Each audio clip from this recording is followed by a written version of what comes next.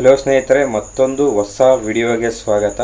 ವಿದ್ಯಾರ್ಥಿಗಳಿಗೆ ಸೆಪ್ಟೆಂಬರ್ 29ಕ್ಕೆ ನಡೆಯಲಿರುವ ಕಡ್ಡಾಯ ಕನ್ನಡ ಪರೀಕ್ಷೆಯ ಹಾಲ್ ಟಿಕೆಟ್ ಡೌನ್ಲೋಡ್ ಮಾಡುವುದಕ್ಕೆ ಅವರ ಒಂದು ಅಪ್ಲಿಕೇಶನ್ ಐಡಿನ ಬಂದು ಮರ್ತಿದ್ದಾರೆ. ಸೊ ಯಾರೆಲ್ಲ ವಿದ್ಯಾರ್ಥಿಗಳು ನಿಮ್ಮ VAO ಅಪ್ಲಿಕೇಶನ್ ಐಡಿನ ಮರ್ತಿದ್ದೀರಾ ಅಂತ ಒಂದು ವಿದ್ಯಾರ್ಥಿಗಳಿಗೆ ಈ ಒಂದು ವಿಡಿಯೋಲ್ಲಿ ನಿಮ್ಮ ಅಪ್ಲಿಕೇಶನ್ ಐಡಿಯನ್ನು ಹೇಗೆ ಸರ್ಚ್ ಮಾಡೋದು ಅಂತ ಈ ಒಂದು ವಿಡಿಯೋಲ್ಲಿ ನೋಡೋಣ.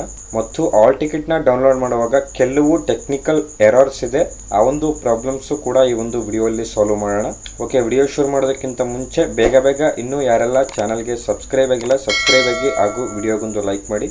ಮತ್ತು ಇನ್ನೂ ಯಾರೆಲ್ಲ ಟೆಲಿಗ್ರಾಮ್ ಚಾನಲ್ಗೆ ಜಾಯ್ನ್ ಆಗಿಲ್ಲ, ಡಿಸ್ಕ್ರಿಪ್ಷನ್ ಅಲ್ಲಿ ಟೆಲಿಗ್ರಾಮ್ ಚಾನಲ್ ಲಿಂಕ್ ಇದೆ. ಆ ಒಂದು ಲಿಂಕ್ ಮೇಲೆ ನೀವು ಕ್ಲಿಕ್ ಮಾಡ್ಕೊಂಡ್ಬಿಟ್ಟು ಟೆಲಿಗ್ರಾಮ್ ಚಾನಲ್ಗೆ ಜಾಯ್ನ್ ಆಗಬೇಕಾಗುತ್ತೆ. ಓಕೆ, ಬನ್ನಿ ವಿಡಿಯೋನ ಶುರು ಮಾಡೋಣ. ಮೊದಲು ನೀವು KA ವೆಬ್ಸೈಟ್ನ ಓಪನ್ ಮಾಡ್ಕೊಳ್ಳಿ. ವೆಬ್ಸೈಟ್ ಲಿಂಕ್ ಬಂದು ಡಿಸ್ಕ್ರಿಪ್ಷನ್ ಇದೆ. ಓಕೆ, ಓಪನ್ನ ಮಾಡ್ಕೊಂಡಾಗ ನೀವು ಇಲ್ಲಿ VAನ ಸೆಲೆಕ್ಟ್ ಮಾಡಬೇಕಾಗುತ್ತೆ. ಸೆಲೆಕ್ಟ್ ಮಾಡ್ಕೊಂಡಾಗ ನಿಮಗೆ ಈ ರೀತಿ ಪೇಜ್ ಓಪನ್ ಆಗುತ್ತೆ. ಅಂಡ್ ನೀವು ಇಲ್ಲಿ ಕೆಳಗಡೆ ಸ್ಕ್ರೋಲ್ ಮಾಡ್ಕೋಬೇಕಾಗತ್ತೆ. ಇಲ್ಲಿ ಕೆಳಗಡೆ ಸ್ಕ್ರೋಲ್ ಮಾಡ್ಕೊಂಡು VA ನೇಮಕಾತಿ ಆನ್ಲೈನ್ ಅರ್ಜಿ ಸಲ್ಲಿಕೆ ಲಿಂಕ್ ಅಂತ ಇದೆಯಲ್ಲ, ಈ ಒಂದು ಲಿಂಕ್ ಮೇಲೆ ನೀವು ಕ್ಲಿಕ್ನ ಮಾಡ್ಕೋಬೇಕಾಗತ್ತೆ. ಓಕೆ, ಲಿಂಕ್ ಮೇಲೆ ನೀವು ಕ್ಲಿಕ್ನ ಮಾಡ್ಕೊಂಡಾಗ ನೀವು ಇಲ್ಲಿ ನಿಮ್ಮ ಪೇಮೆಂಟ್ ಸ್ಟೇಟಸ್ ಹಾಗೂ ನಿಮ್ಮ ಅಪ್ಲಿಕೇಶನ್ ಪ್ರಿಂಟ್ ಮತ್ತು ನಿಮ್ಮ ಅಪ್ಲಿಕೇಶನ್ ಐಡಿನ ನೀವು ಇಲ್ಲಿ ಸರ್ಚ್ ಮಾಡಬಹುದು. ಅಂಡ್ ಮೊದಲನೇದಾಗಿ ನೀವು ಇಲ್ಲಿ ಪೇಮೆಂಟ್ ಸ್ಟೇಟಸ್ ನ ಚೆಕ್ ಮಾಡ್ಕೋಬಹುದು. ಅಂಡ್ ಎರಡನೇದಾಗಿ ನಿಮ್ಮ ಅರ್ಜಿನ ನೀವು ಮತ್ತೆ ಪ್ರಿಂಟ್ ನ ತಗೋಬಹುದು. ಹಾಗೂ ಮೂರನೇದಾಗಿ ಸರ್ಚ್ ಫಾರ್ ಅಪ್ಲಿಕೇಶನ್ ಐಡಿ ಅಂತ ಇದೆಯಲ್ಲ, ಇಲ್ಲಿ ನಿಮ್ಮ ಅಪ್ಲಿಕೇಶನ್ ಐಡಿನ ನೀವು ಸರ್ಚ್ ಮಾಡಬಹುದು.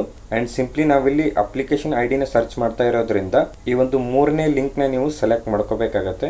ಓಕೆ, ಲಿಂಕ್ ನ ಸೆಲೆಕ್ಟ್ ಮಾಡ್ಕೊಂಡಾಗ ನೀವು ಇಲ್ಲಿ ಮೊದಲನೇದಾಗಿ ನಿಮ್ಮ ಡೇಟ್ ಆಫ್ ಬರ್ತ್ ನ ಎಂಟರ್ ಮಾಡಬೇಕಾಗುತ್ತೆ. ಸಿಂಪ್ಲಿ ನಿಮ್ಮ ಡೇಟ್ ಆಫ್ ಬರ್ತ್ ನ ಎಂಟರ್ ಮಾಡ್ಕೊಳ್ಳಿ. ಓಕೆ, ಡೇಟ್ ಆಫ್ ಬರ್ತ್ ನ ಎಂಟರ್ ಮಾಡ್ಕೊಂಡು ಕೆಳಗಡೆ ನಿಮ್ಮ SSLC ರಿಜಿಸ್ಟರ್ ನಂಬರ್ ನ ಎಂಟರ್ ಮಾಡಬೇಕಾಗುತ್ತೆ.